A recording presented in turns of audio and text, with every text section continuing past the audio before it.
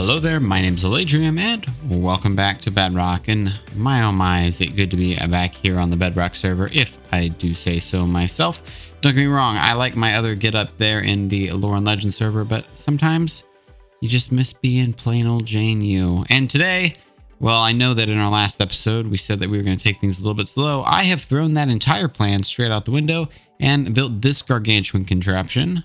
We have a mangrove propagule farm here that will generate thousands upon thousands of propagules. I've turned it off just because I don't need any more. And a mangrove tree farm, which is one of both my favorite and least favorite contraptions I've ever finished a design for. I love it because it works, it's reliable, it does absolutely everything I need. It slices and it dices and it cuts up mangroves and puts them in a cube maker for them. It's great. The thing I obviously don't like about it is that, oh, it is a chore to build.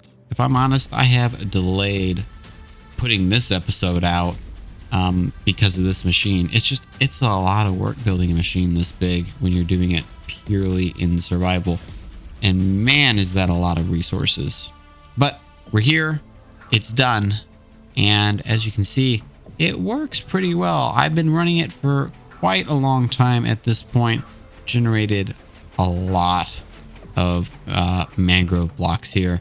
But yeah, you see here, this thing works just like a treat. And my favorite thing about this is that I can AFK at it for the most part. There's a couple of issues where the pistons at the end of the cube maker sometimes don't catch a block, so I just have to basically go to the end of the farm and manually harvest things just a little bit earlier than I would otherwise. But you know, other than that really kind of minor issue, which I really don't think I can come up with a workaround because we're basically using flying machines like a crazy person, it works beautifully, absolutely beautifully. Like I said though, I have been running it for a very, very long time and have gathered and cubed up quite a bit of materials. We can go ahead and pop over here and I can give you kind of an example of how much of the materials that I have been making. So if we come down right over here, I've got 5 shulkers, and as you can see, completely filled to the brim with mangrove logs. And I've decided to keep 1 blocks of the mangrove roots. Trust me, I have had thousands of them, and I can't think of any type of scenario where I would ever need that much of them. So I've been throwing them away for the most part. I really can't think of a use. You can think of a use for mangrove roots, let me know, because I just am throwing them away. But all of these, if you remember, are for another project that we have going on, and that is the finishing up of our other mansion. I don't know what to call this. It's another large building that we're building, and we need to make a mangrove roof out of it. So let's hop right back over there. And a quick skip through the portal. Here is where we left off in our last episode. If you remember, I have largely built kind of the frame for this house. I have the roof lines in, but the thing that was really holding me back was basically getting the roof installed, because trying to figure out everything else that we needed was proving to be exceptionally complicated without actually implementing a roof. So we kind of put things on pause while I built that mangrove tree farm, but now we have a mangrove tree farm, and now we've got plenty of mangroves. I think we are now ready to start finishing this roof and hopefully finishing out the build in this episode. I think in this episode, we're definitely going to get this roof, and I would say everything related to the walls up. I'm not going to promise that we are going to get the interior done. I mean, look how many shulkers I have down here. I've got more shulkers than you can shake a stick at. And I don't think I'm going to get to the interior today. But as always, we always do get to the interior. We always do get things terrained. But as you know, it doesn't always happen in the same episode. Look, building these things, oh, it's quite a lot. And we have plenty of shulker boxes of supplies that we still have to burn through. So that's our plan for this episode. We're going to get the rest of this build done. And as always, when we start with a redstone contraption and then another build, you are in for a treat today, because we are having not 1 but 2 time lapses this episode where we're going to be finishing this off. So why don't you sit back, relax, enjoy the music, and let's start ourselves a second time lapse for this episode. Let's go.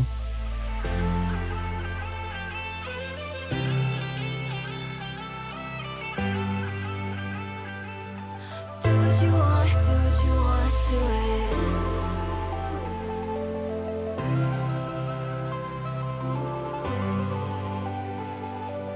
Do what you want, do what you want, do it. Do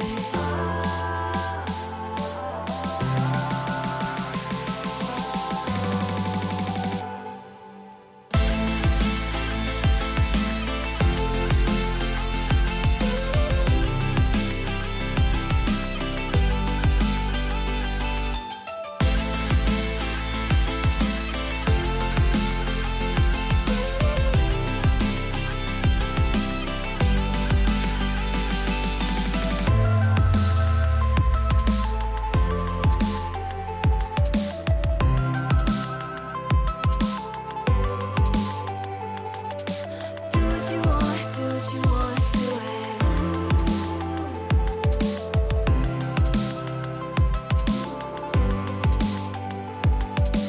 Do what you want, do what you want, do it.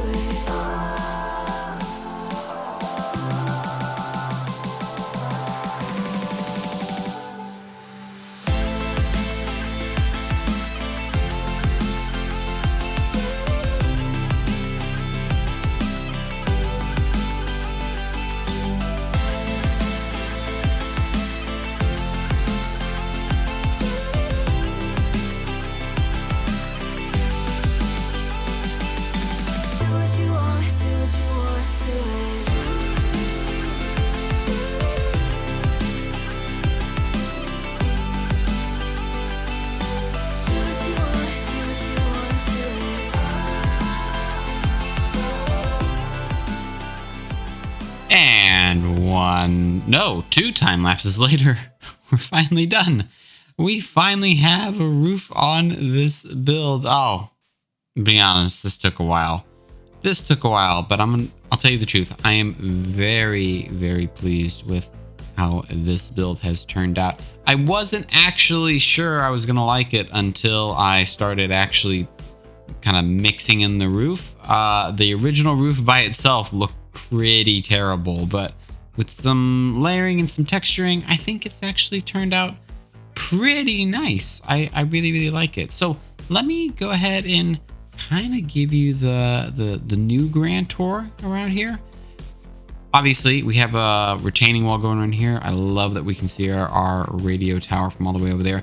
I've tried mixing in some of this mossy cobblestone in with the wall just to break up that texture. And that's one of the things that I've really been trying to experiment with more. Obviously, one of the things that I try to do when I'm building something is always give your eye something new and interesting to look at. Here we go on the inside where there's absolutely nothing new and interesting to look at. But from the outside, there's lots of new and interesting things every single place that you look. And that's, for me at least, really important to help break up the monotony of a build. Just as a reminder, here's what the basement of this thing looks like. I'll give you the grand tour starting here in the bottom. So come in. Here is the basement that we have right here. We can play Ring Around the Rosie in here. Just, again, something new to break up the monotony. We're obviously going to do a lot on the interior here. But moving on up the stairs to this first floor. I think we had the first floor actually done in our previous episode. But again, different types of windows, different types of balconies. Just always having something like that Enderman. We're not going to look at that Enderman. Just trying to make sure we always have something new to look at. If you have just the same thing in your build, the build's going to look very monotonous and it's going to look very, very boring. And you aren't going to want to look at it for long. But if you add just a little bit of textures and details, it doesn't need to be a lot, but if you just have a little bit to break up, not even the texture, but the block palette itself, it becomes so much more exciting to look at. And I'll show you what I mean by this more when we look at the outside of this build. But here is, was this the second? No, this is the third floor that we have right here. Wow. this thing got out of hand in terms of size. We have a nice view from here, right here. I actually might drop this down a little bit so we have kind of a window view, but I love being able to look out across this forest, being able to see absolutely everything, including our beautiful radio tower. I love the radio tower. I can't get enough of that. Over here, we also have some really nice views over here. You can see all of our other houses, all of our other bases that we have, and a couple more work areas that we have. And then, you know, same thing over here. I've tried to block off the windows a little bit to kind of restrict what the natural light that we get in. We can have some of that artificial light coming in from the lanterns, but for the most part, I've tried to restrict that. And then up here, kind of the loft area. If you remember in our other base that we have, that, you know, what I've been calling the mansion, that has a loft area, and this is like 3 times as big as that. And then we have actually an entirely additional loft area up inside of that too, here in the roof. I haven't quite figured out how we're gonna get up there quite yet, but we're gonna get there. But the views on this, oh, they're absolutely stunning. And I really just love how this entire build has turned out. I wasn't sure I was gonna like it at first, but you know, I really ended up, I think it looks absolutely great.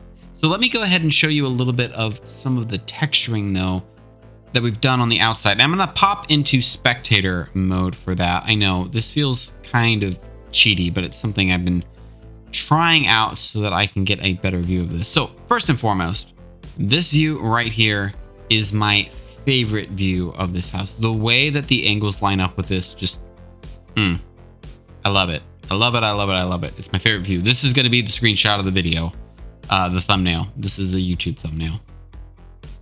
But anyway, back to what I was saying earlier about textures and breaking things up so your eye always has something to look about. There's a lot of examples in this that I've tried to incorporate, and I know I'm not the best builder, but just these little bitty things just make it so much more appealing to look at. So this wall here, we have textures that come out. We have the mossy cobblestone, and instead of wrapping this around the entire back of the base, there's that little juxtaposition in between here where it's just kind of dirt, where it kind of feels natural.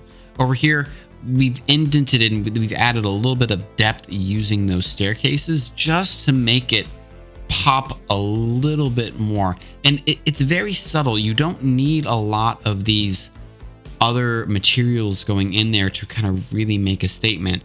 The roof, I think, is also a really good example of this. We have just a little bit of this deep slate, this cobbled deep slate or whatever block this is scattered in, a little bit of the spruce planks, and just a little bit of green from the vines and the azalea leaves. And those little bits just break up the roof just enough so that it kind of looks like, you know, it's a little bit old. Maybe it's been patched up, but when your eye looks at it, it just doesn't look so monotonous. It's much more interesting to look at overall. Now, I will say one thing I'm not sure is these vines. I'm not actually sure whether I want to keep them. I might actually get rid of the vines on the side. I had added them in a little bit because this build is very intentionally very flat. Like, and if you can see right here, I haven't added in a lot of, you know, exterior things. I've tried to intentionally make that flat to kind of model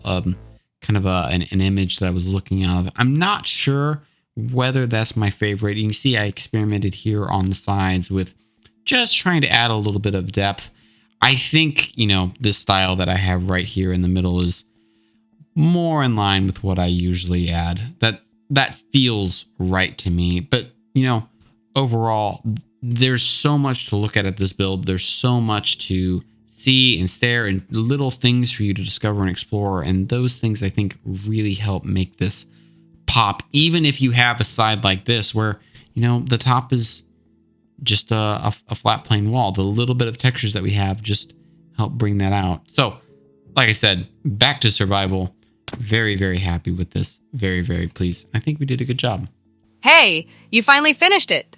It looks nice, like you actually tried this time.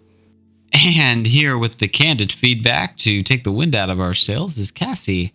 Cassie, I'm going to be honest with you. I have completely forgotten that you were there. What's going on, Cassie? Haven't really heard from you for a while. I have good news. I think I've located the artifact.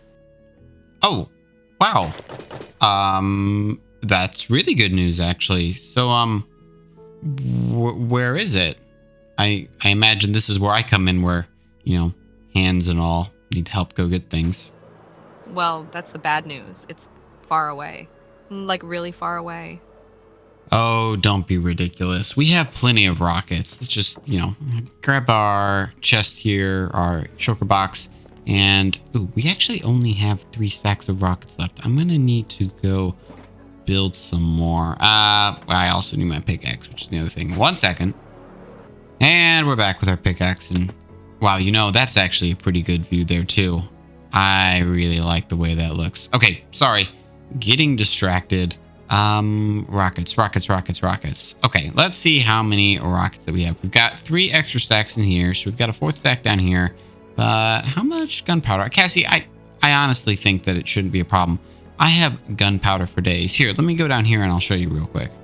All right, let's see here real quick. Gunpowder? Nope, that's bone meal. Gunpowder? Nope, that's iron. Gunpowder? No, that's gas tubes. Ah, here it is, gunpowder. Look at this, Cassie.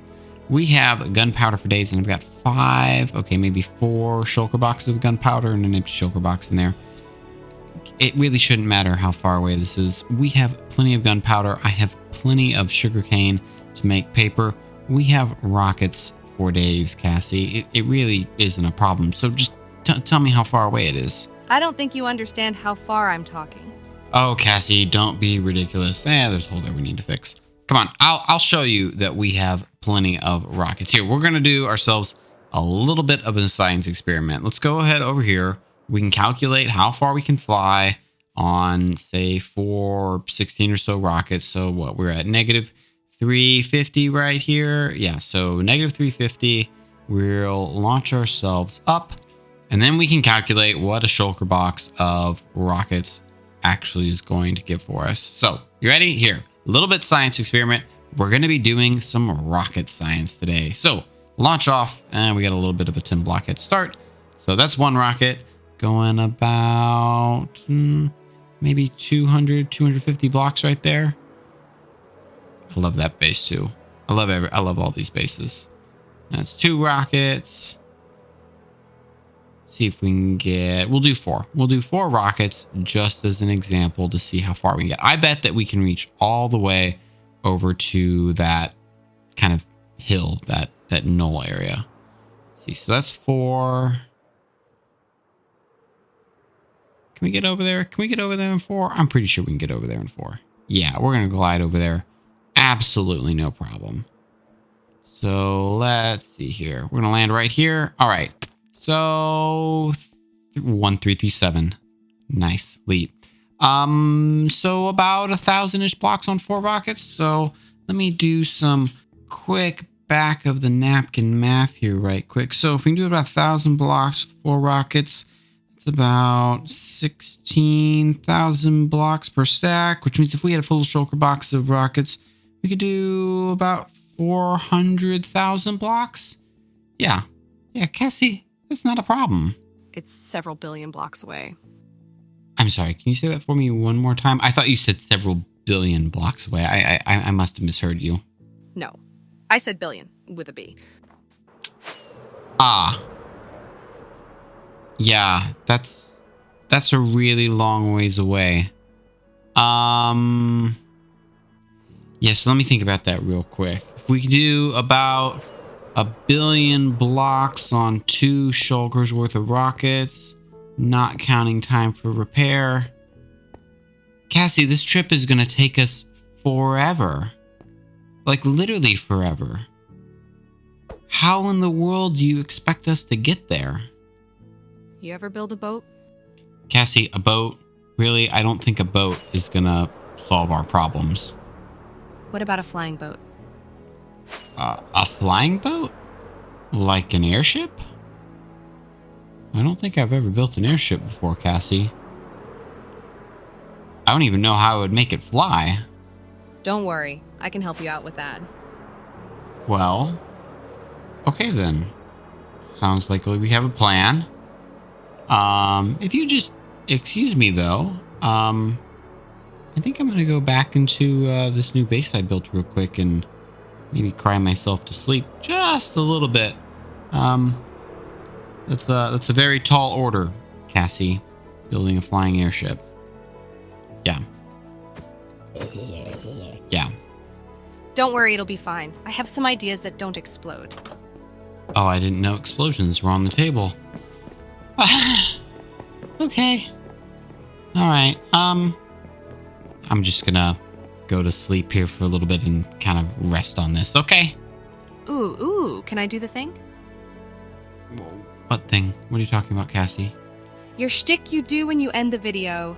Oh, yeah, I guess, if you want to. Yay! Thank you so much for watching. We really appreciate you tuning in for this episode, but this is going to be all of the time we have left for today. I know the only reason you watched this far was because of me, so make sure you like the video, and if you aren't already, subscribe, and remember you are always welcome on Bedrock. We'll see you in the next episode. Goodbye. How was that? Was that good? Did you like it?